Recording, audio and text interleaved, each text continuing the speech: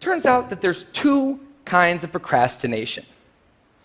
Everything I've talked about today, the examples I've given, they all have deadlines. And when there's deadlines, the effects of procrastination are contained to the short term because the panic monster gets involved. But there's a second kind of procrastination that happens in situations when there is no deadline. So if you want to have a career where you want to be a self-starter, something in the arts, something entrepreneurial, there's no deadlines on those things at first because nothing's happening at first, not until you've gone out and done the hard work to get some momentum, to get things going. There's also all kinds of important things outside of your career that don't involve any deadlines, like seeing your family or exercising and taking care of your health, working on your relationship or getting out of a relationship that isn't working.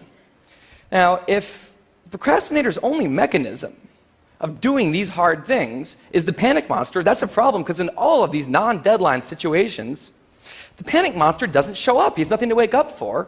So the effects of procrastination, they're not contained. They just extend outward forever. And it's this long-term kind of procrastination that's much less visible and much less talked about than the funnier, short-term, deadline-based kind.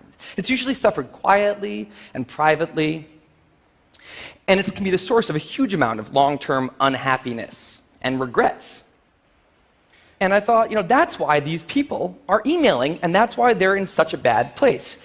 It's not that they're cramming for some project. It's that long-term procrastination has made them feel like a spectator at times in their own lives.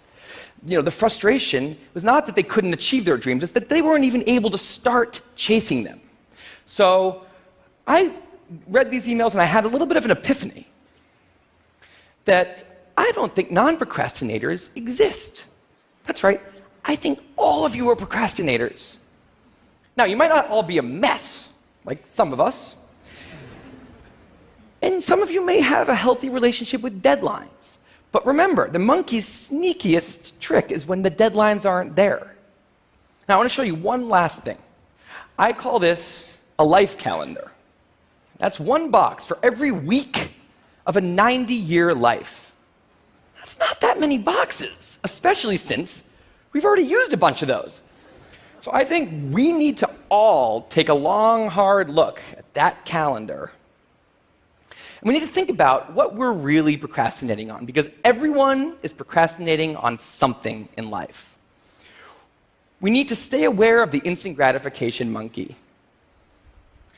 That's a job for all of us.